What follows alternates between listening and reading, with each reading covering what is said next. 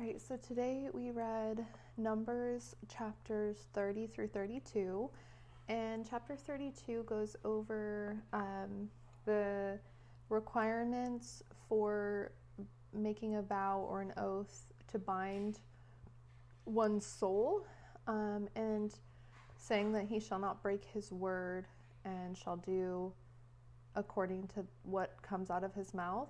And then if a woman vows a vow, she binds herself by a bond. But if her father or her husband, whichever household she is in, if she's still in her father's house and hasn't been married yet, or if she's married, then it would be her husband.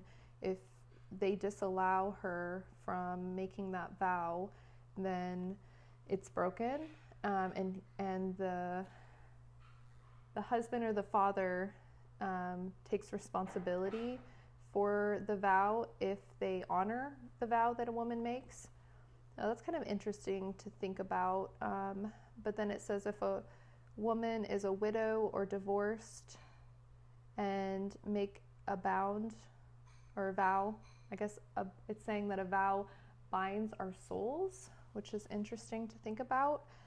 And if the woman is single or divorced, a widow, then she speaks for herself and she doesn't have a husband or a father over her to clear it or take responsibility for it, then she bears the responsibility herself. So that's very interesting.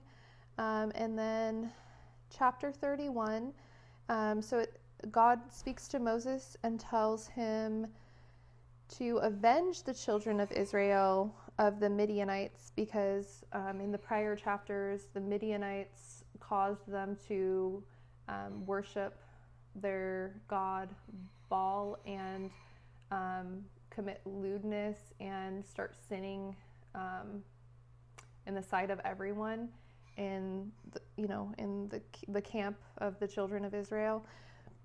So God says that this is, and also tells Moses, this is the last thing that he's going to do before he passes away. And God tells him that before you're gathered to the people, which is what he says when he says that he's going to pass away, is that he'll be gathered to the people and then he will, die. And so that I'm thinking about, why is this his last thing that he has to do before he dies?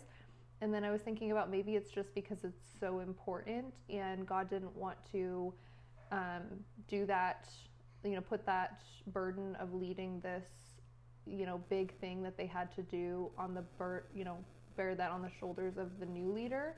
As a new leader, that's a huge thing to have to execute, and, to hold everybody accountable for, taking the orders of God. And so interesting to think about. And then they go to war with the Midianites, and then God gives them instructions on everything. And then apparently they saved all of the women and children. And then God says that they have to, kill the women that have known man, and then all of the male children as well, because they could potentially cause them to sin again. I guess I'm trying to wrap my head around that. It's very sad and heartbreaking, but something to think about and reflect on. And then it talks about how many people there were and all of that, and then how much they tithed to the Lord and gave to the Levites after they had cleared out the whole city of Midian, or country.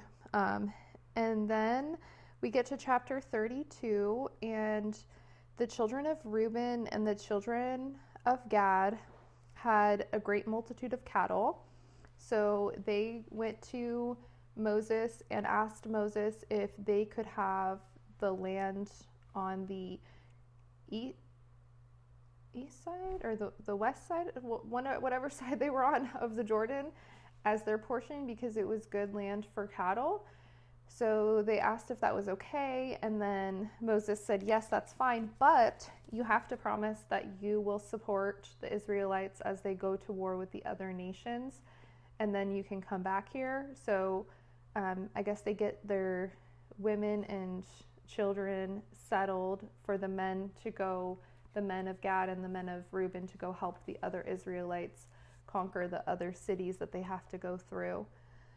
So lots of things going on in these chapters, lots of things to think about and contemplate from today. If you're inclined to comment, would love to hear your thoughts from the reading today, what stood out to you and what you're thinking about. Thank you so much for joining. I hope you have an amazing day.